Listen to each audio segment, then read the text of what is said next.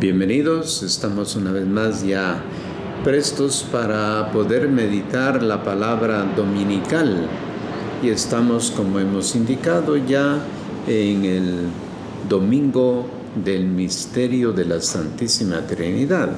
Ciertamente por eso la pregunta es esta, ¿va? Porque encontramos ciertamente que las tres grandes religiones monoteístas, pues está el judaísmo, el cristianismo y el islam. Pero frente a esto, ¿cuál es el carnet de identidad de los cristianos?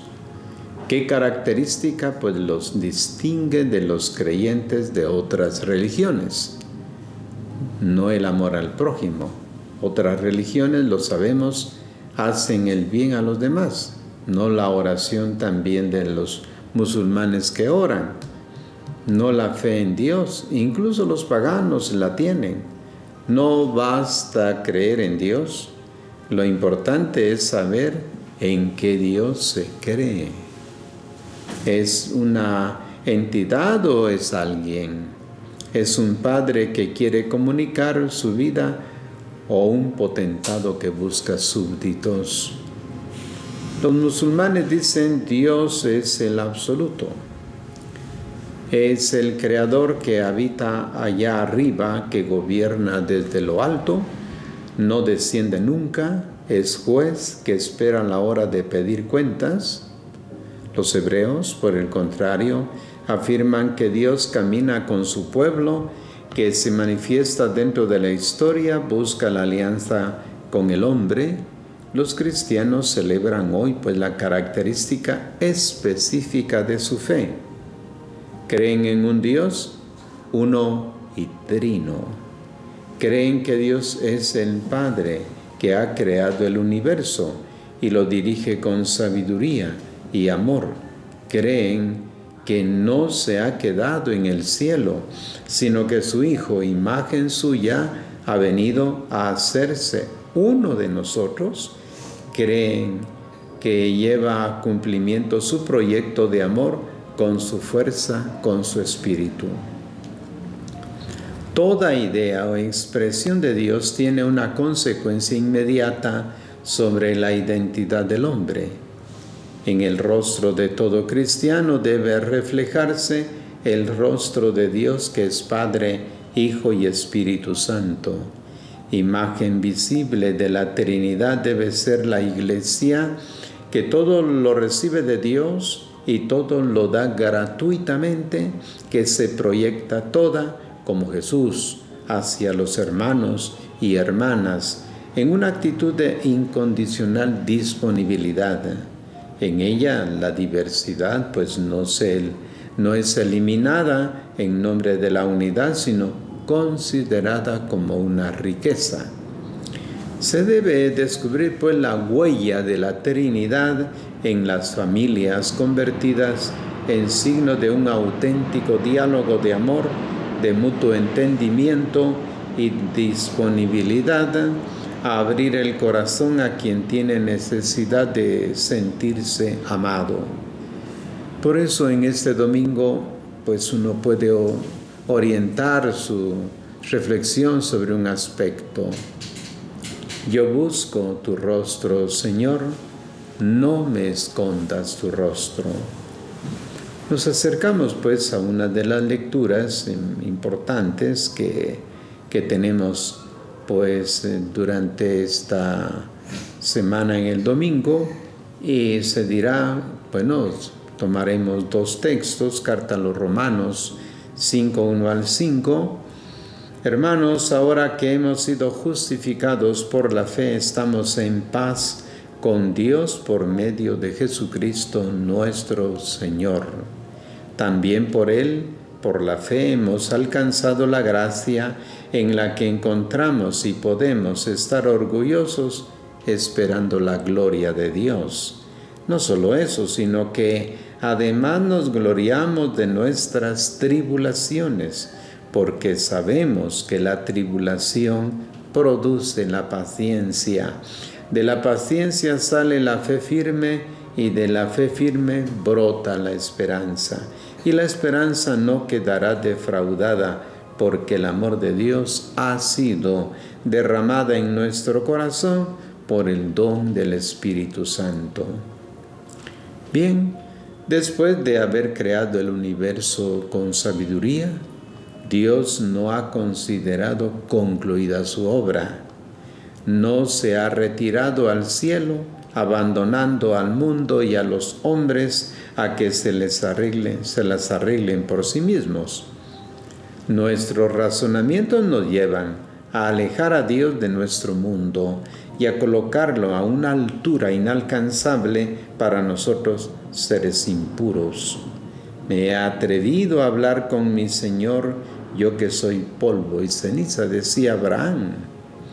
Sin embargo, el Dios que se revela desde las primeras páginas de la Biblia es sorprendente. No solo no considera indigno de su santidad el contacto con sus criaturas, sino que manifiesta un deseo irresistible de estar en este mundo. Él acaricia al hombre mientras lo plasma con el polvo de la tierra y sopla sobre su criatura su aliento de vida. Así lo dice Génesis 2:7. Después baja del cielo y pasea junto al hombre por el jardín tomando el fresco. Génesis 3:8. Todo ello para preparar la gran sorpresa a la que también nos ha introducido la primera lectura cuando habla de la sabiduría de Dios.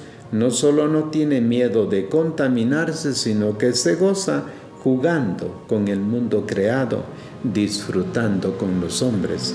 Texto de Proverbios 8:31.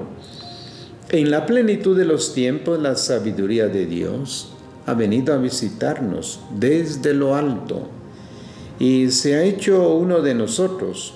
Este Dios hecho hombre es el Hijo, la imagen perfecta del Padre.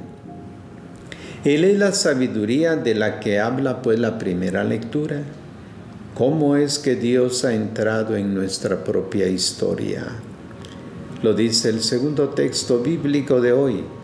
Para justificarnos mediante la fe en Jesús. Por esto podemos estar orgullosos esperando la gloria de Dios. ¿Y eso qué quiere decir? Frente a semejantes palabras, es decir, cuando se refiere al hombre, los hombres se glorían, dice, de sus proezas, de su poder, de sus riquezas, de sus éxitos. Pero ante Dios, ¿de qué podemos gloriarnos? De sus buenas obras, responderían algunos. Si se portan bien, Dios los mira con complacencia. Si se portan mal, se indigna y castiga. El Hijo ha venido a este mundo para anunciar un mensaje inaudito, una buena noticia sorprendente e increíble. El Padre ha decidido justificar, es decir, hacer justos a todos los hombres de manera completamente gratuita, sin considerar pues sus méritos. Orgullo del hombre no son sus obras buenas, sino algo infinitamente más sustancioso y más seguro. Es el amor incondicional de Dios. Esto no significa que Dios nos cubra, que finja no ver nuestros pecados. Esto no sería una salvación. Dios hace justos a todos los hombres porque respetando siempre su libertad, logra con su amor cambiar sus corazones y hacerlos buenos. Tomemos como ejemplo el comportamiento de una madre. Aunque el hijo rechace la comida y mantenga testarudamente la boca cerrada, no se imagina, no se resigna ante los caprichos del pequeño, sino que con besos y caricias logra hacer siempre que el hijo se nutra con el alimento que lo hará crecer. Es impensable, pues, que el amor omnipotente de Dios sea más débil que el amor de una madre. Si se mira a sí mismo, El hombre tiene una realidad, solo una cosa de la que enorgullecerse, la propia debilidad.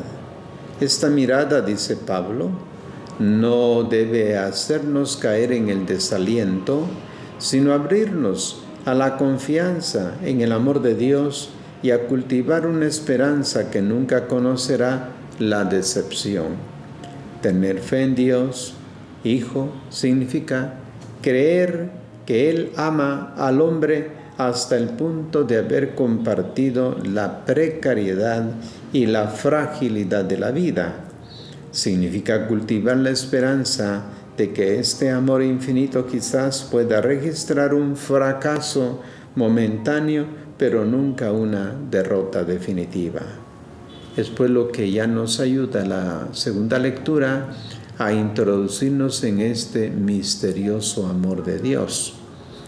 El texto del Evangelio de este domingo será Juan 16, 12 al 15. En aquel tiempo dijo Jesús a sus discípulos: muchas cosas me quedan por decirles, pero ahora no pueden comprenderlas. Cuando venga Él, el Espíritu de la verdad, los guiará hasta la verdad plena, porque no hablará por su cuenta, sino que dirá lo que ha oído y les anunciará el futuro. Él me dará gloria porque recibirá de lo mío y se lo explicará a ustedes. Todo lo que tiene el Padre es mío, por eso les dije que recibirá de lo mío y se lo explicará a ustedes. Hasta aquí el relato del Evangelio. Es la quinta vez que en el Evangelio de Juan Jesús promete enviar al Espíritu y afirma que será este el que lleve a cumplimiento el proyecto del Padre. Sin su acción, los hombres no podrían recibir la salvación. El pasaje comienza con las palabras de Jesús: muchas cosas me quedan por decirles, pero ahora no pueden comprenderlas. Según el versículo 12. Estas palabras sugerían la idea de que Jesús, habiendo vivido con sus discípulos pocos años, no han tenido la posibilidad de transmitirles todo su mensaje y así, para no dejar incompleta su misión, interrumpida bruscamente por la muerte, habría enviado al Espíritu Santo a anunciar lo que aún faltaba. No existe el significado. Jesús les ha dicho claramente que no tiene otras revelaciones que hacer. A ustedes, les dice, les he dado a conocer todo lo que escuché de mi Padre. Eso es San Juan 15:15. Y en el Evangelio de hoy dice que el Espíritu no añadirá nada a lo que Él les ha dicho. Por eso dice, no hablará por su cuenta, sino que dirá lo que ha oído y se lo explicará a ustedes. No tendrá la tarea de completar o ampliar el mensaje, sino la de iluminar a los discípulos para hacerles comprender de manera correcta lo que el Maestro pues ha enseñado. Jesús lo explica todo no por falta de tiempo, sino por la incapacidad de sus discípulos de soportar el peso de su mensaje. ¿De qué se trata? ¿Cuál es este peso insoportable? El peso de la cruz. Los razonamientos y explicaciones humanos nunca podrán llegar a entender que el proyecto de salvación de Dios pasa por el fracaso, la derrota, la muerte de su Hijo a manos de los impíos. Es imposible entender que la vida solo se logra pasando a través de la muerte, el don gratuito de sí. Esta es la verdad total, muy pesada, imposible de soportar sin la ayuda del Espíritu. En la primera lectura, pues hemos considerado el proyecto del Padre en la creación. En la segunda se nos ha explicado que este proyecto es realizada por el Hijo, pero no sabíamos todavía que el camino que lleva a la salvación nos resultaría no solo extraño, sino incluso absurdo. Es esta la razón por la que es necesaria la obra del Espíritu. Solo su impulso puede producir nuestra adhesión al proyecto del Padre y a la obra del Hijo. Dice, les anunciaré el futuro. No se trata, como afirman los testigos de Jehová, de previsiones sobre el fin del mundo, sino de las implicaciones concretas del mensaje de Jesús. No basta leer lo que está escrito en el Evangelio. Es necesario aplicarlo a las situaciones concretas del mundo de hoy. Los discípulos de Cristo no se engañarán nunca con estas interpretaciones si siguen los impulsos del Espíritu, porque Él es el encargado de guiar hacia la verdad plena. ¿A quién se revela el Espíritu? Todos los discípulos de Cristo son instruidos y guiados por el Espíritu. Ustedes conserven la unción que recibieron de Jesucristo y no tendrán necesidad de que nadie les enseñe. Lo que les enseñé, consérvenlo. En los Hechos de los Apóstoles, un relato muestra el modo y el contexto privilegiado en que el Espíritu ama manifestarse. En Antioquía, mientras los discípulos estaban reunidos para el culto del Señor, el Espíritu habla, revela sus proyectos, su voluntad, sus decisiones. Oración, reflexión, meditación de la palabra, diálogo fraterno crean las condiciones que permiten al Espíritu manifestarse. Él no hace llover milagrosamente del cielo las soluciones, no reserva sus iluminaciones a algún miembro privilegiado de la comunidad, no sustituye al esfuerzo humano, sino que acompaña la búsqueda apasionada por la voluntad del Señor que los discípulos realizan juntos. Esta es la razón por la que en la iglesia primitiva cada uno era invitado a compartir con los hermanos lo que durante el encuentro comunitario el Espíritu le sugería para la edificación. Él me dará gloria, dice el texto. Glorificar no quiere decir aplaudir, exaltar, incensar, magnificar. Jesús no tiene necesidad de estos honores. Es glorificado cuando realiza el proyecto de salvación del Padre, cuando el malvado se convierte en justo, el necesitado recibe ayuda, el que sufre encuentra alivio, el desesperado descubre la esperanza, el tullido se alza y el leproso queda limpio. Jesús ha glorificado al Padre porque ha llevado a cabo la obra de salvación que le había encomendado. El Espíritu a su vez glorifica a Jesús, porque abre las mentes y los corazones de los hombres a su evangelio, les da fuerza para amar incluso a los enemigos, renueva las relaciones entre las personas y crea una sociedad fundada sobre la ley del amor. He aquí la gloria del Padre, del Hijo y del Espíritu, un mundo en el que todos seamos sus hijos y vivamos felices. Que esta comunión trinitaria nos ayude a nosotros a vivir en la comunidad actual para vivir los valores y características de este reinado de Dios. Gracias por su atención.